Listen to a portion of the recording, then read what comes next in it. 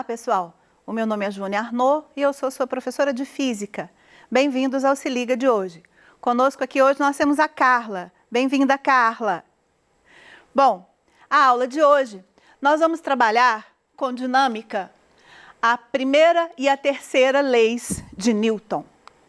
Quais são os objetivos da aula de hoje? Nós iremos compreender a primeira e a terceira leis de Newton. Nós iremos entender e diferenciar o conceito de massa e peso.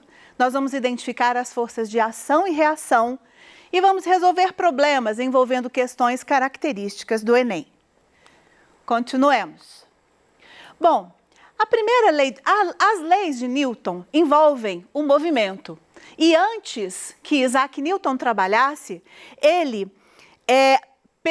antes que ele começasse os seus estudos, muito antes dele, houve outros estudiosos. Eu trouxe aqui para vocês Aristóteles e Galileu. Foram duas pessoas muito importantes no estudo do movimento. Primeiramente, através de Aristóteles.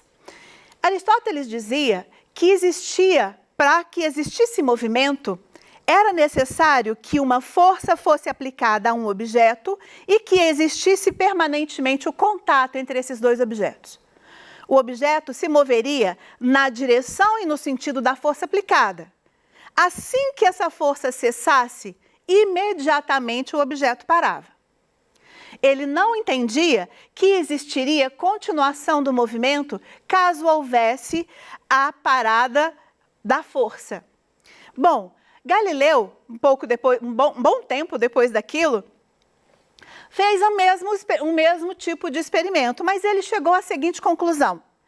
Se a força aplicada no objeto fosse tal que durasse um intervalo de tempo, esse objeto receberia um impulso que faria com que ele continuasse seu movimento, mesmo que não houvesse contato. Então, a força para num determinado momento, o objeto continua se movendo a partir do impulso que ele recebeu.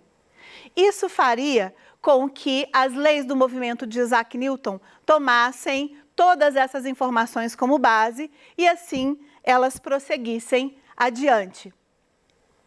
Bom, as forças, segundo esses estudiosos, elas tinham dois tipos. A força de contato, que foi essa que a gente acabou de apresentar, e uma força à distância. Por exemplo, um ímã. Nós conhecemos um ímã, sabemos que ele atrai objetos. Se a gente tem dois ímãs, esses dois ímãs se atraem também.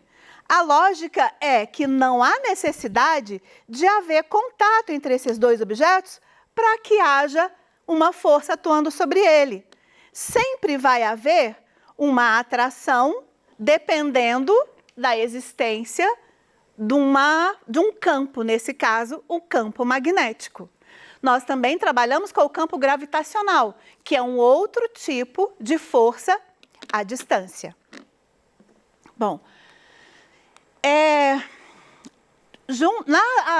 as unidades de força são duas, a unidade de quilograma-força e a unidade de Newton. A unidade do quilograma-força, ela não é uma unidade utilizada no sistema internacional. Nós sempre utilizaremos a unidade Newton para o sistema internacional de unidades. Vamos lá. É muito importante que a gente entenda a diferença entre massa e peso. O que é massa? Grosseiramente, é a quantidade de moléculas que existem em um corpo, tá? E o peso é uma força que está sendo exercida pela Terra, pelo planeta, sobre aquele corpo. Então, o peso é uma força gravitacional que puxa os objetos para baixo. Já a massa é uma quantidade de moléculas que existe em um determinado corpo. Ok, vamos então ao conceito da primeira lei de Newton, inércia. Bom, o que é a inércia propriamente dita? Todo corpo tem a tendência de permanecer no seu estado. Como assim seu estado? Pode ser um corpo parado ou um corpo em movimento.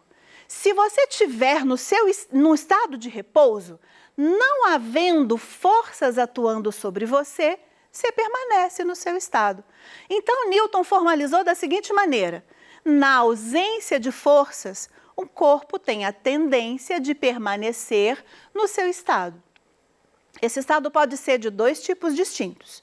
Pode ser o movimento, o repouso, perdão, ou o movimento retilíneo e uniforme. Vamos lá entender esta situação. Quando nós temos um objeto que se move, ele irá sempre, se você permanecer fazendo força sobre ele irá sempre aumentando sua velocidade. Caso nós façamos uma força permanentemente num objeto, a sua velocidade irá aumentar permanentemente.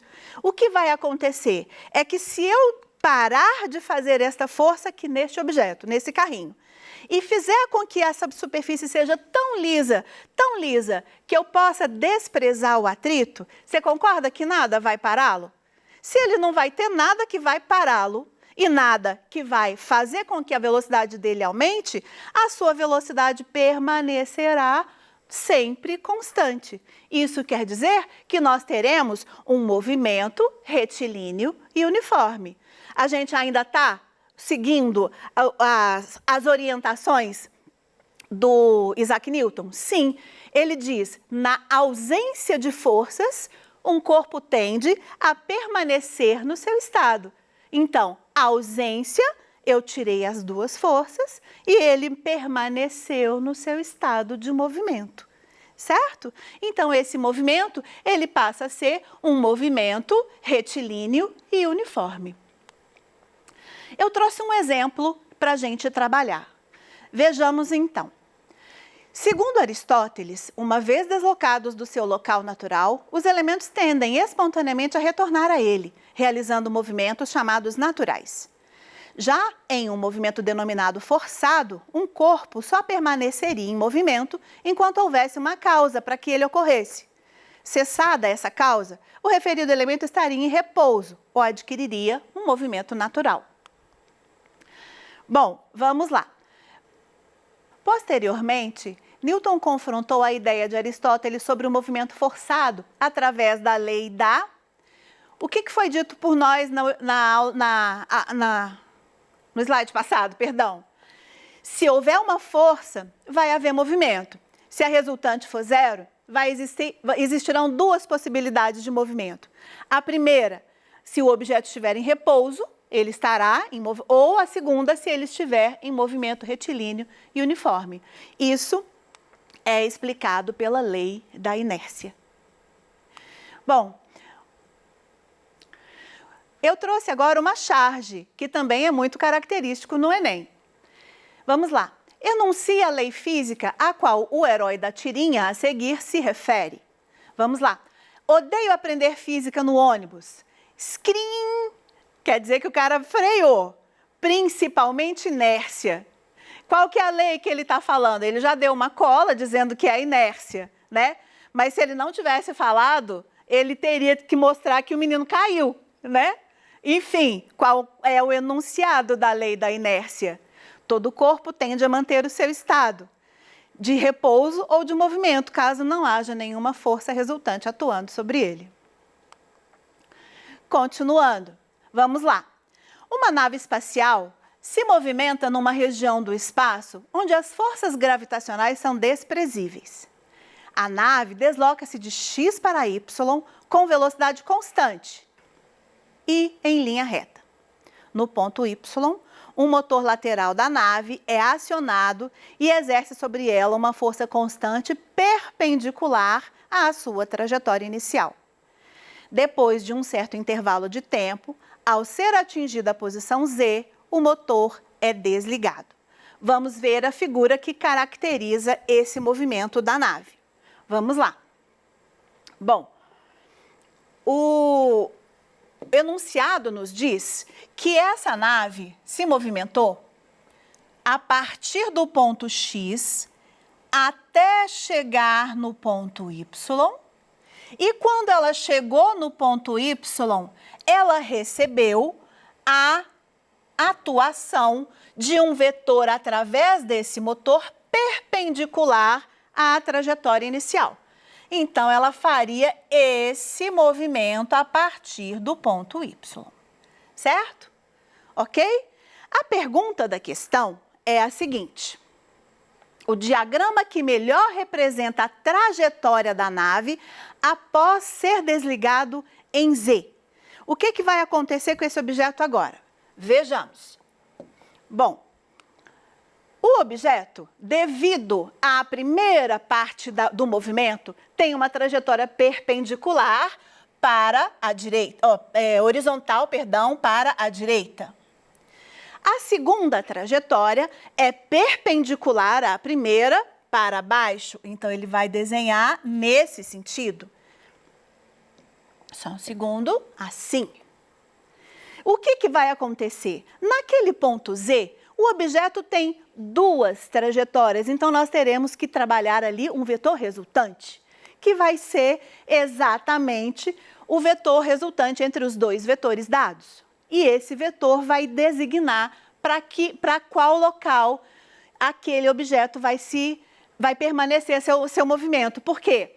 A partir do ponto Z, o motor será desligado. Então, ele terá ali a resultante entre os dois vetores e ele vai seguir a direção orientada por aquela resultante. Então, a nossa resposta é a letra A. Ok?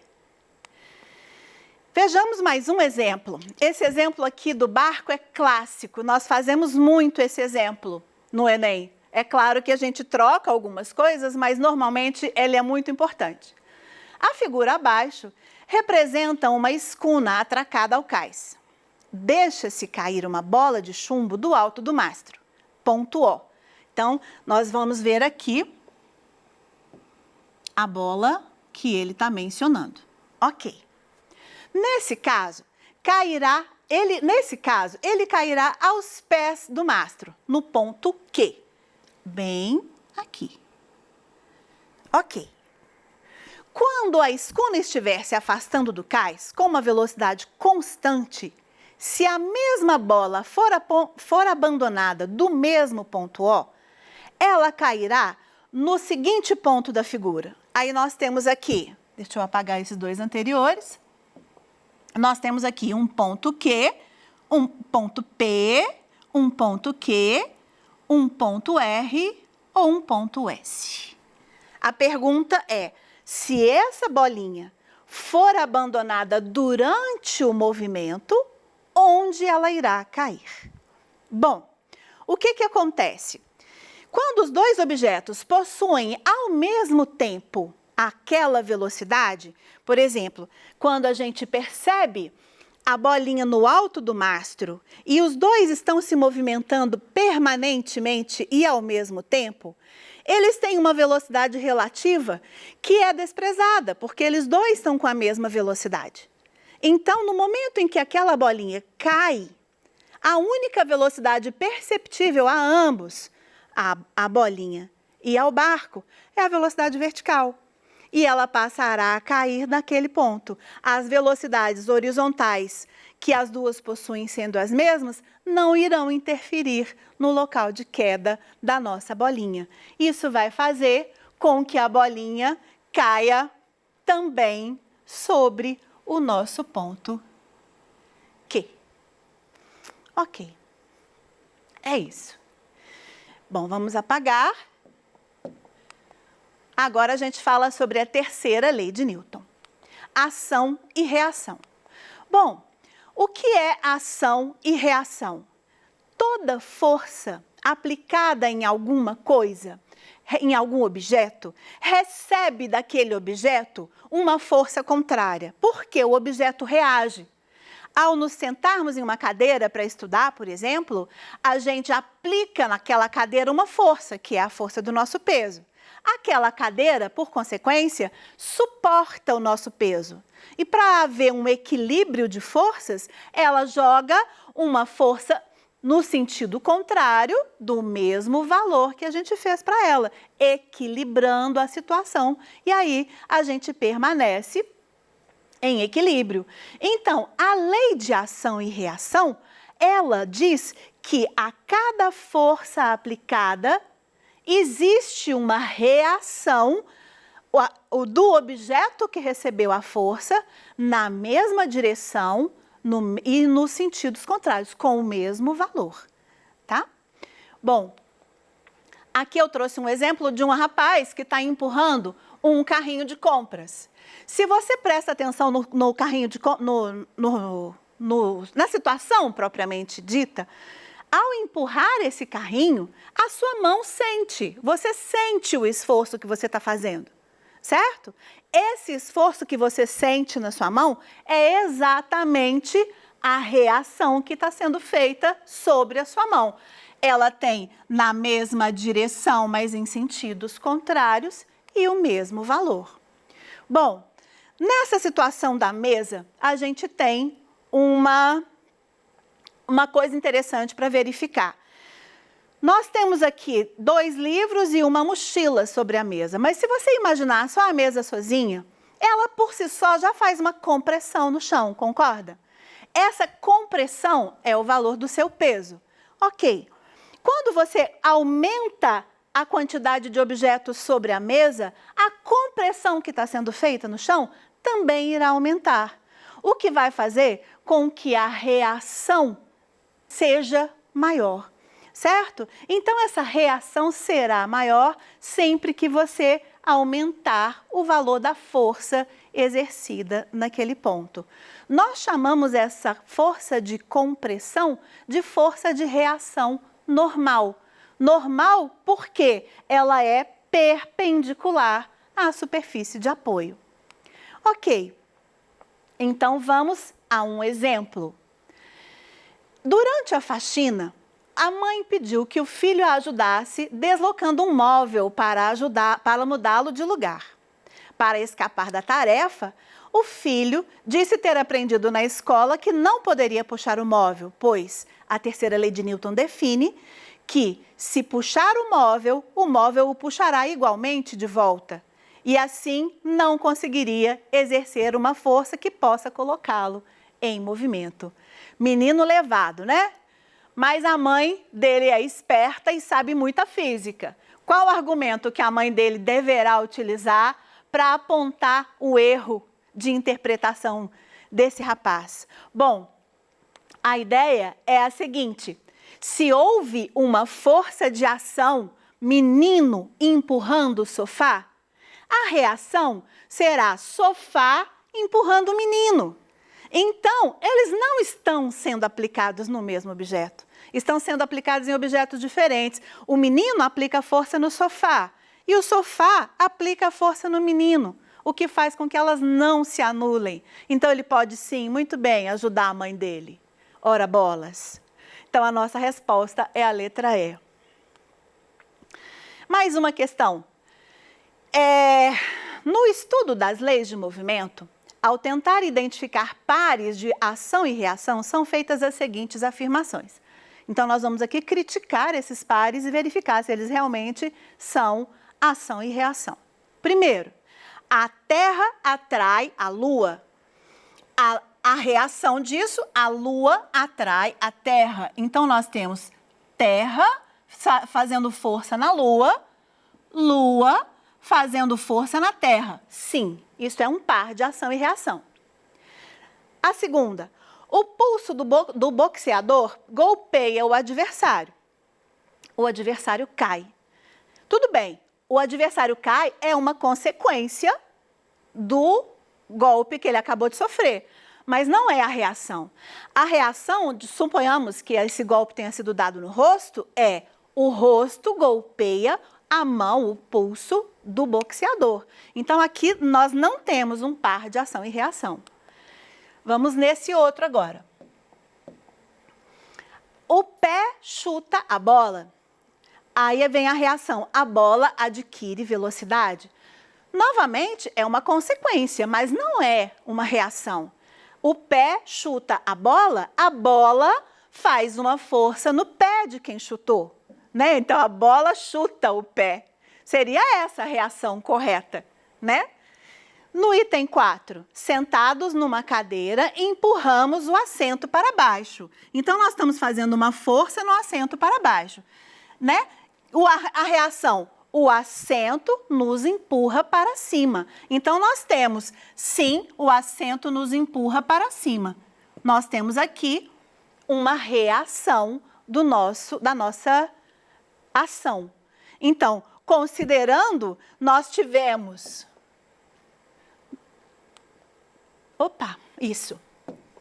O princípio da ação e reação está corretamente aplicado somente nas afirmativas 1 e 4.